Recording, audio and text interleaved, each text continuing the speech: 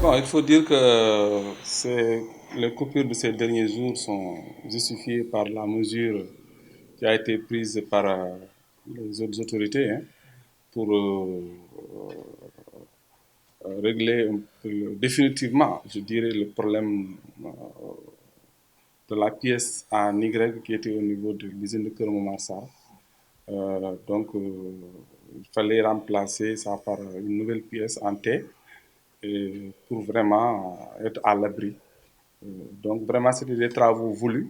C'est vraiment des travaux voulus par les autorités pour pour prendre les devants, maintenant mettre vraiment les populations à l'abri. Les travaux avaient démarré le jeudi, terminé pratiquement le vendredi. Et le week-end, j'étais là-bas en compagnie du ministre de l'eau et de l'assainissement, Monsieur Serigne Mbaye-Thiam, avec la SONES, la SDE, pour voir la situation des travaux. Effectivement, les travaux ont été terminés même avant le délai qui était initialement prévu. Donc en 44 heures au lieu de 48 heures, les travaux étaient déjà terminés. Et donc depuis lors, la situation commence à s'est nettement améliorée. Donc vous savez que ça prend du temps entre Kermamarsar et Dakar, 250 km. Mais sinon, globalement, la situation commence à s'améliorer. Il était prévu au jour d'aujourd'hui que la situation s'améliore nettement. Et les échos qui nous reviennent, en tout cas, sont très favorables. Que dans plusieurs quartiers, ça se, ça se remet petit à petit. Donc vraiment, la situation est devenue favorable. Elle est maîtrisée.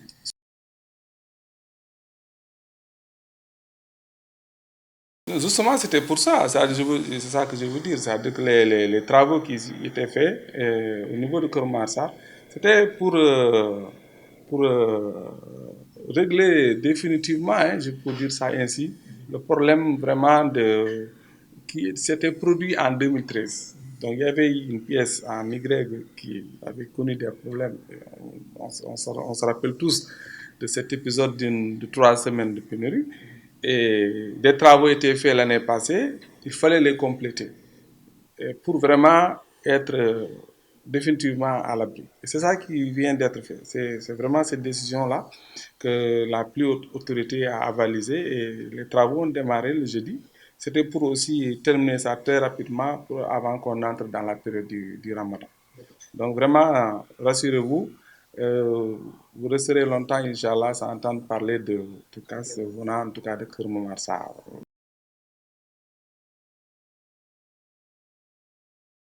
C'est un dossier qui a passionné, qui a fini de passionner les Sénégalais, hein.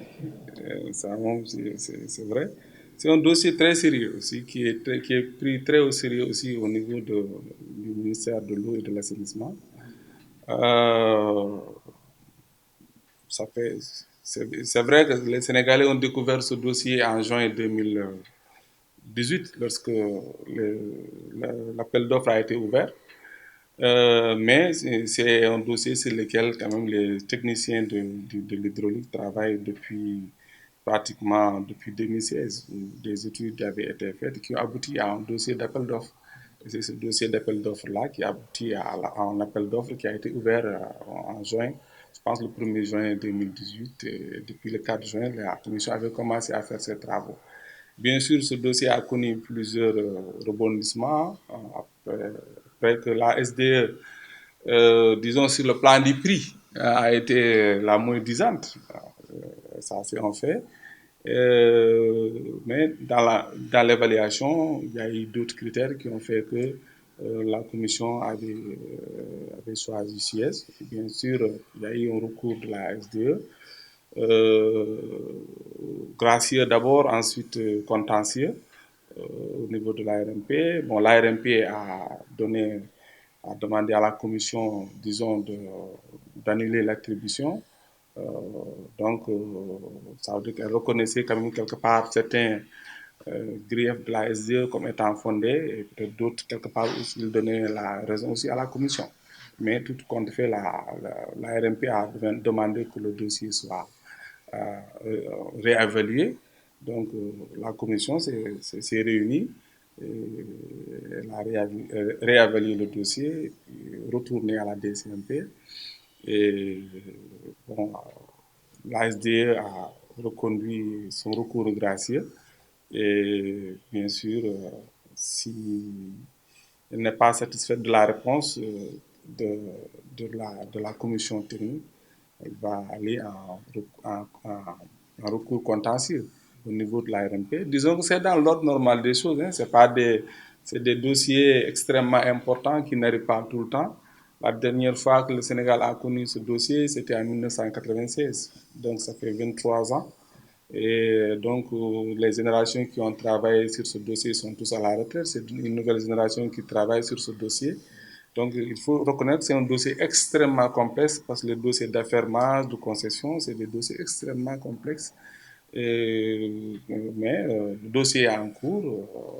Voilà, donc on attendra les résultats que ça donnera et que ce que l'ARMP décidera lorsqu'elle sera certainement saisie par l'ASD. Mais actuellement, je pense que l'ASD a reçu la réponse de la commission.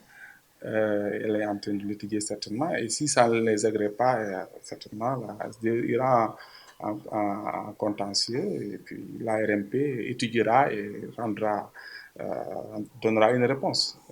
Mais c'est un dossier très passionnant qui est là et que tous les Sénégalais suivent. Voilà, ça donnera ce que ça donnera.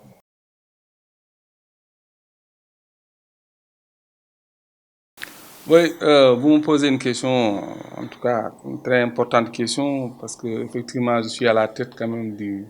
Certains m'appellent le patron du secteur. Bon, je dis, c'est le ministre qui est le grand patron du secteur. Mais la direction de l'hydraulique a effectivement la tutelle de l'OFOR et la tutelle de la SONES. Mais bien sûr, c'est une tutelle confiée à nous par le ministère de l'hydraulique, de l'eau et de l'assainissement. Mais c'est une tutelle que nous exerçons sur ces deux sociétés-là. Donc, effectivement, pour ce qui est de l'hydraulique urbaine, absolument, nous constatons tous qu'il y a beaucoup d'améliorations et qu'il y a beaucoup d'investissements qui ont été faits ces dernières années. Et pour ne parler que des deux derniers gros investissements, l'usine de Korn-Marsar 3, qui va drainer 200 000 m3 jour supplémentaires au niveau de Dakar. C'est une usine qui est en cours. Nous constatons tous les grosses conduites de 1600, 1500 mm qui sont en train d'être posées sur, disons, sur les 116 km, les premiers 116 km, en tout cas depuis Kermamarsar jusqu'aux alentours de Thiès. Il y a l'usine de dessalement d'eau de mer dont l'attribution est en cours. Donc, les travaux étaient prévus pour le premier semestre de l'année 2019 qui va aussi drainer 100 000 m3 par jour pour Dakar. Bon, mais dans un premier temps, ce sera 50 000. Par la suite, nous allons ajouter 50 000 et pour un coût de 137 milliards de francs CFA. Donc, c'est de gros investissements. Bon, si vous cumulez KMS 3 et Dessalma, c'est pratiquement 400 milliards que l'État du Sénégal a mis, sans compter les programmes d'urgence, Bayard, Tasset, Tchedem, tout ça. Vraiment, c'est beaucoup d'investissements. Donc, on peut dire quand même que du point de vue de l'hydraulique urbaine, quand même, il y a beaucoup d'investissements et que ça avance bien. Il y a l'usine de défluoration au niveau de Fatigue, il y a l'usine de déférisation au niveau de Kédougou, il y a même ici plus près de nous l'usine du Point K, juste à côté de sphères ministérielles qui vont servir à enlever le fer qui donnait une couleur rougeâtre à l'eau. L'eau des forages de Pout donc sera traitée. Maintenant, il y aura cette couleur rougeâtre sera un vieux souvenir. Donc, il y a tout ça qui est en train d'être fait. Et tous ces résultats, il y en a qu'on commence à sentir, il y en a d'autres qu'on va sentir dans les prochains jours, en tout cas dans les prochains mois. Mais pour ce qui concerne le milieu rural, c'est moins reluisant, il faut le dire, mais quand même, des efforts sont en train d'être faits. Il y a reluisant. Je veux dire que depuis que le président de la République est là, il y a quelque chose quand même de spécial qu'il faut noter. Au Sénégal, nous avons eu en 12 ans plus de 683 forages. en moins de 7 ans. Moins de 7 ans. De 2012 à 2019, il y a eu plus de 683 forages nouveaux. Bien sûr, ce sont les effets cumulés de tous les programmes, PUDC, PIMA, programme 300 forages, tous ces programmes-là. Donc, on peut dire que quand même, sous le règne du président Macky Sall, il y a quelque chose d'inédit qui s'est passé en termes d'investissement en milieu rural.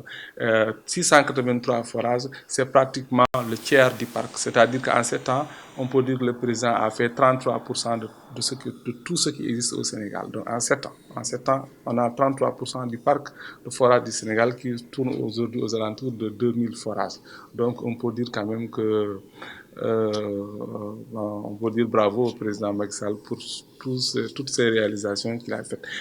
Maintenant, il y a la gestion de l'eau en milieu rural qui n'est pas aussi huilée que ce que nous avons actuellement en milieu urbain. Il y a des délégations de services qui sont en train d'être mises en place. Il y en a qui sont déjà effectifs, il y en a d'autres qui ne le sont pas encore. Mais là où aussi les délégations sont mises en place, il y a encore beaucoup de récriminations, il faut le reconnaître. Les populations qui ne sont pas habituées ou les asiforts. Mais tout cela, on peut dire que c'est dans la marge des choses. Le programme du PUDC, la direction de l'hydraulique a beaucoup contribué. Bon, nous ne sommes pas les seuls, hein. Nous avons beaucoup travaillé là-dessus. Vous savez que le PUDC, c'est un programme qui a 4 volets, hein, dont l'un des volets importants, c'était l'eau potable. Mais bien sûr, il y avait des pistes, il y avait l'électrification, il y avait l'allègement des travaux ménagers pour les femmes. Mais pour ce qui concerne vraiment le volet hydraulique, c'est vraiment ici, hein, dans la salle de réunion qui est à côté, qu'on a tenu beaucoup de réunions avec le PIDC et nous avons travaillé. C'est la direction de l'hydraulique même qui s'est rendue sur le terrain, qui a fait les études de base et par la suite qui a apporté tous les éléments nécessaires au dimensionnement. Il n'y a pas eu une étude pour le PIDC. C'est nous-mêmes qui avons fait l'étude. Nous avons monté le dossier en relation bien sûr avec l'équipe du PIDC. Et donc, bien sûr, nous avons suivi tout le long des travaux. En tout cas, nous sommes très fiers du résultat obtenu à travers le PIDC. Pour ce qui concerne le PIMA, nous travaillons avec aussi le PIMA sur le volet hydraulique. Ça n'a pas la même ampleur que le PIDC, c'est au niveau des zones frontalières, mais la direction de l'hydraulique a eu aussi à apporter la même démarche, c'est-à-dire en faisant une mission sur l'ensemble des régions concernées, en identifiant les sites avec le PIMA. Et nous avons aussi aidé à monter le dossier d'appel d'offres que nous avons remis au PIMA. Maintenant, il reste la mise en œuvre qui n'est pas, qui est peut-être qui va suivre au rythme peut-être auquel le président le souhaiterait. Mais en tout cas, pour ce qui nous concerne, nous avons fait le diagnostic, l'étude de faisabilité et le DAO que nous avons remis au PIMA. Et maintenant, il reste la mise en œuvre.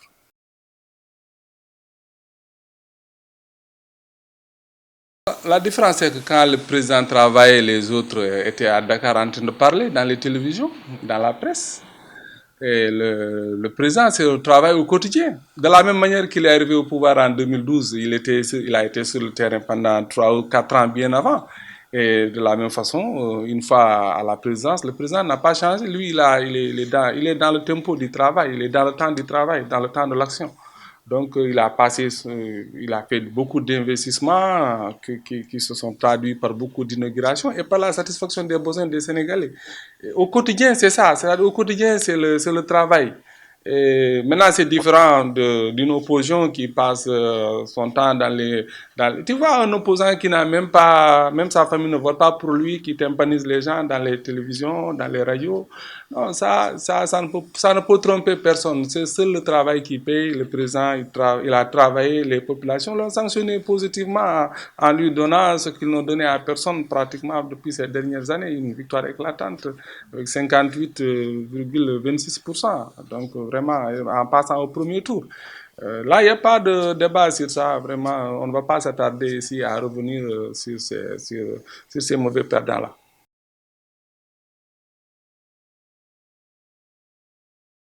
Ouais, il faut dire que c'est un grand moment quand même quand le président de la République est venu au niveau de ma commune de Médine Ndiaye, au niveau du croisement Médine Ndiaye, comme on l'appelle, après le grand meeting de Podor. Vous savez, le meeting de Podor a été c'était extraordinaire quand le président a vu tous ces militants debout, vraiment, automatiquement, le président, en tout cas, a lancé un défi à toutes les autres étapes de sa campagne électorale, disant qu'est-ce qu'ils pourront faire ce que Podor a fait. C'était une belle mobilisation. Et ben, à la suite de ce meeting de Podor, le président s'est rendu bien sûr au niveau de ma commune de Médine Ndiaye, au niveau du croisement Médine Ndiaye, comme on l'appelle. Ça a été un bel accueil, bien sûr, à cette étape-là. Bien sûr, on a discuté, il m'a donné la parole. Et puis, comme vous dites, il a soulevé ma main devant tout le monde. Mais bon, ça, vraiment, je pense que c'était l'expérience seulement de la joie de voir toute cette population-là venir l'accueillir au niveau de la commune de Médine Ndiaye.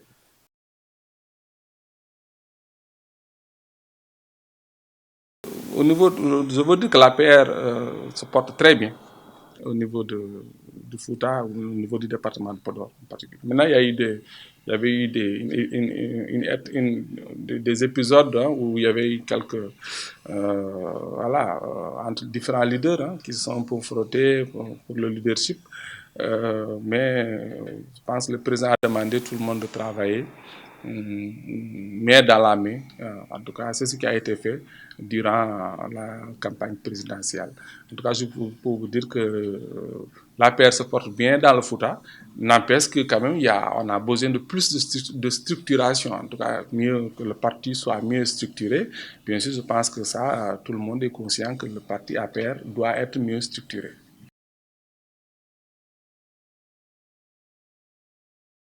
Le- ça, ça doit être le grenier du Sénégal, la Californie du Sénégal. C'est tout à fait vrai. C'est une zone extraordinairement favorable à l'agriculture et à l'élevage. Et je pense que toutes les infrastructures que le président est en train de faire, il y en a qui ne comprennent pas. Il y en a même qui croient que c'est du de Kobandou. Mais en réalité, c'est mieux, c'est pour mieux exploiter les ressources. Hein, c'est pour que l'oignon ne pourrisse plus, pour que la tomate ne pourrisse plus, pour que la patate soit acheminés à Dakar, etc., etc., pour que les poissons puissent être acheminés dans les grands centres. Toutes ces infrastructures routières qui ont été mises en place, c'est pour ça. Et ces aménagements agricoles, hydro-agricoles qui ont été mis en place, c'est pour booster l'agriculture. Aujourd'hui, cette année, la récolte a été extraordinaire en riz paddy. Donc, je pense que si ces investissements continuent, et elles vont continuer, puisque le président de la République, il a encore 5 ans, heureusement pour le Sénégal. Donc, je pense que avec ce nouveau mandat-là, le Sénégal va émerger. Bien sûr, l'émergence du Sénégal, celle du Fouta va beaucoup